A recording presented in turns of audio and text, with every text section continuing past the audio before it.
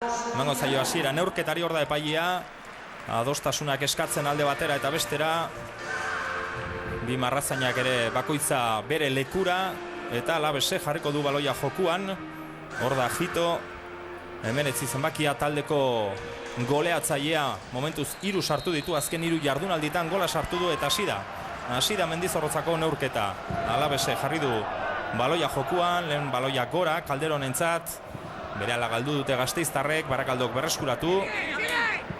Hemen lehenengo jardunaldia hartan, egun hartan, bat eta huts irabazi zion Kaudali. Alabesek lehenengo 3 puntuak eskuratu zituen egun hartan, baina bigarren zatian une batzutan ere larri xamar ibili zen Kaudal ere goletik gertu. Eta gero badirudi gora egin duela Alabesek, behintzat emaitza onak lortu ditu eta garrantzitsua da hasieratik sailkameneko goiko postuetan kokatzea. Baloia gora alde batetik bestera. Calderonek ikutu eta falta, bai, isik urrundu nahi zuen. Calderonen presioa, baloia berreskuratu du, gero heldu egin behar izan du, bazijoelako eta lehenengo falta Alabesen alde. Hortxe jokaldia, argia, atera du, motzean jokatu zerdirak eta jokoz kanpo zegoen. Jokoz kanpo zegoen Jito. Hala ere etzaio baloia iritsi eta ezin izan du errematea. Barakaldoen partidua ikusi genuenean hamaikakoa begiratuta aldaketa batzu badaude eta baita ere jokalari batzuek Negredo ez dago, Negredoen lekua Sergio hartzen du goian eta gero atzekaldea horretan ere bai, zentrala da falta du eta egiten duena da isi sartu eskerre galean da Larruzea da zentral eskerra ipini duena, horre aldaketa batzuek badaude, erdian ere horre Boadez eta gero Garcés dago bere inguruan eta pixka bat aldatzeagatik eta jokalari batzuk beste postu batzuan ikusiko ditugu. Eta normalean aldaketak gauzak ondo ez dijoaztenean edo egiten dira probatuz, azkenean zerbait lortzeko. Abel Boadez aipatu duzu joanan, Barakaldo eta Peña Esporten arteko norgehiagokan aipatu genuen, esan genuen jokalari honek esperientzia handia duela, bigarren mailan partida asko jokatutakoa da, lehenengo mailan ere Nastikekin jokatu zuen, gola sartu ere zein eta Real Madrid sartu zion Abel Boadezek, ezker zoragarria duen jokalariak, baina egun hartan bi umekeri eginda, bigarrena batez ere, azkenean txartel gorria ikusi zuen, kalera joan zen, eta pentsa esperientzia gehien duen jokalariak 10ekin utzi zuen bere taldea Barakaldo, azkenean Peñasporrek 3 puntuak eraman zituen. Bai, hori izaten da, askotan horri gazte batek egite bali badu pixka bat beti izaten da esperientzia falta hori, Baina ez neurtzea, ikusita txarteloa bazaukala, ez neurtzea, urrengo sarrera pixka keskagarria izan zen, Berak sufritzen du partida ritmoa daukanean. Gaurkoak, bat zere guraldi begiratuta ematen du ez duela alako ritmo ondirik izango, pixka bat laseixago hasiko dirala, eta igual hori ondo etorreko zaio berari, berak ritmoa pal horretan. Bere ritmoan jokatuko dela. Bere ritmoan, bere gaina teknikoki jokalari ona da, eta hor ez dakit nagusituko den, baina bai lasai sentituko da. Aukera buruka da erdira Atezainaren eskuetara, ze aukera izan duen Barakaldok. Erdirak eta ona izan da, alare errematea oso bakarrik egin du, dena alde izan da, hor huts egin dute atzealdean Gasteiztarrek, baina Atezainaren eskuetara joan zaio buruka da. Ondo egina zegoen dena, gertatzen dena da, erdirak eta indar asko etzakarren, da hori erremate hon bat egitea, ona egin du, indar gehiago ematea oso zaila da, Lehenengo aukera, Barakaldok izan du, Mendizorrotzan. Hortxe, errepikapena, erdirak eta begira buruka da, azkenean Atezaina zegoen lekura joan zaio. Lehenengo sustoa etxegoentzat, berriro Barakaldo baloiarekin, Bizkaitarrek galdu egin dute, hor da Casaresek ondo eraman du baloia eskubialdera Calderon erdirak eta barrutiko ona oso ona, ez da iritsiko Jito, intentzioa oso ona zen, atzelari eta Atezainaren tartetik sartzea, gurpil pixka bat gehiago ematea falta izan zaio. Bai, pixkat ies egin du, eta horre Jokos kanpo eskatzen zuen, ez zegoen Jokos kanporik. Eta movimento ona egin du, Jito bere aurrea joan beharrean, markaketa errezagoa da, bizkarretik sartu, Erratzen da erdiraketari zuk esan zuena, kurpil gehiago barrura pixka bat egin behar zuen, Ja, hortikan lehenengo jokaldia ikusi du Urriko inguru horretatik ez? Hortik beti baloi onak, lehenengo partiduan ikusi genuen baita ere, lehenengo ordu erdian edo hortikan aukera sortu zituela eta baloi onak atera ziela, ez? Da, baloia hartzera joan jokalari honek Ezkerrona, oso ona. Eta bila eta leku txikian gauzak ondo egiten dituena, ez? Eta eskerrona, azkar ateratzen du gainera, Bai, erdirak eta oso onak atera zituen egun hartan. Azkar mugitzen du gainera ezkerranka. Eta zer eskaintzen digun gaur. Alboko sak aterako du Alavesek. Baloia luze, area barrura. Atzelariak ikutu buruz, Barakaldo kurrundu. Edo urruntzen saiatzen ari da talde bizkaitarra. Orain kontraso antolatzeko aukera dute bizkaitarrek. Baloi luzea.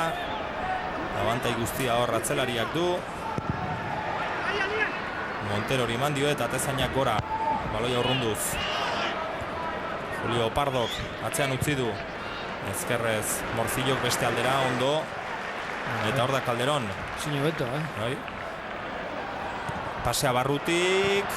Zai iritsi hitori azkenean atzelariak moztu duelako. Txalban Mendizorrotzan Alavesentzat. Hor ikusi behar dugu zema sufritzen duten, ez? Barakaldo eta Peñasporren egun horretan komentatu genuen bi zentralak baloi luzeetan da bat izan epidea bizkarrean asko sufritzen nahi ziala. Eta hemen aldaketa badago, Larruzea jokatzen du hor Franen ondoan, eta ber nola moldatzen diren. Iban Malonek aterako du berriro luze. Urrutitik baloi arean sartzen saiatu da. Aldaratzearen bila, leian, eta kontrasoan Barakaldo.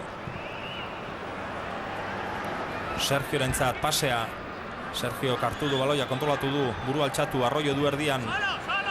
Erdirak eta ez da ona izan, zuzenean atezainaren eskuetara, honek azkar atera du. Indian horekin jokatuz, ondoan Pardo, ala ere baloia eskubira eraman du. Calderón. Casaresen mugimendua zuen, azkenean atzera, Iban Maloni mandio, Ander Alaina, kapitaina. Jon Moya, ezkerrean Morcillo, atzeko lerroko lau jokalariak ikutu dute baloia, Morcillok gora, Pardok ikutu du buruz. Jarraitzen utzi du epaileak, falta adirazi behar zuen, baina Barakaldok eraman duelako baloia, Abel Guadesek eskubiera. Urangak zin kontrolatu. Alboko sakea. Rico. Morcillo. Berriro alde batetik bestera, buruz. Larruzeak. Lehen joanan esan bezala zentral postuan agidan jokatzen jokalariak buruz atezainari. Eta berriro ari dira, jokaldi berdina.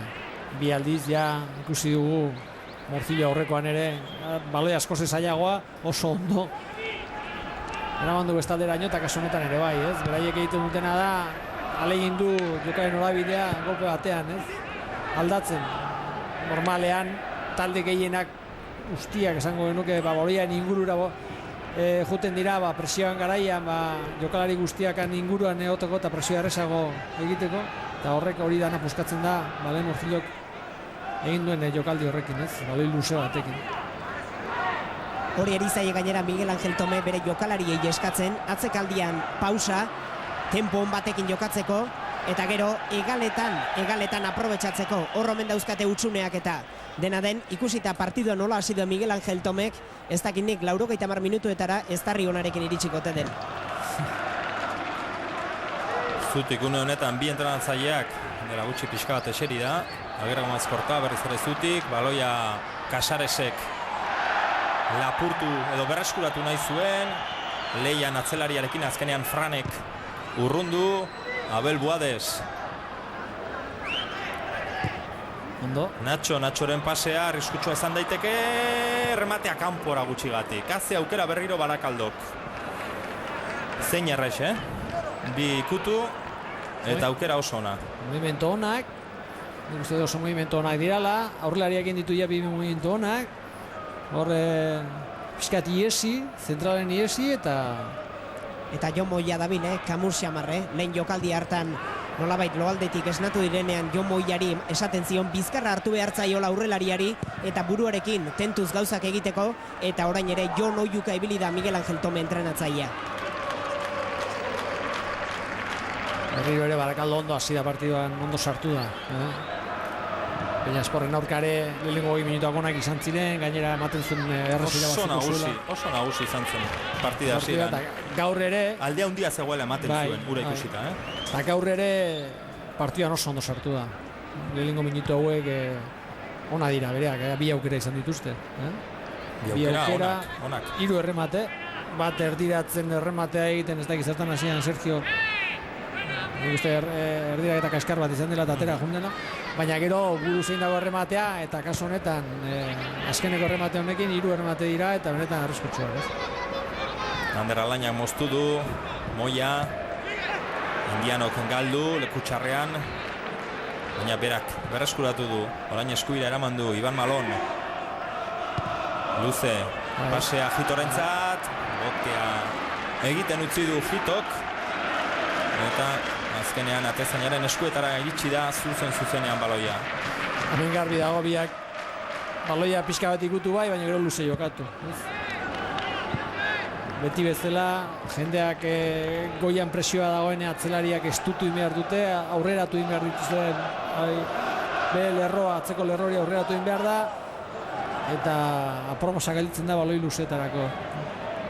Eta ze ondo dagoen, Mendizorrotza itxura polita du, bai zelaiak eta baita berdeguneak ere, jokatzeko. Eta Serantes ateatzean dagoen giro ere, aparta, lehen mailako giro hietakoa, jendetzan dana denak kantu berberak abestuaz. Eta falta orain, eta ez aldu, adierazi. Agian estropozo egingo zuen, ez zuen aita egingo, baina falta da hori. Falta, Bai. Atzetik pasatzerakoan ikutu egiten dio, eta... Bitu. Bai. Falta argia, ez du adierazi epaileak. Indiano, Zelaierriko joku sortzailea, Hito lurrera eta txartela Larruzeari aterako dio, aurrenekoa dela esaten dio Larruzeak, edo txartelik ez. Ez, abisua, azkena izan dadila esan dio epaileak.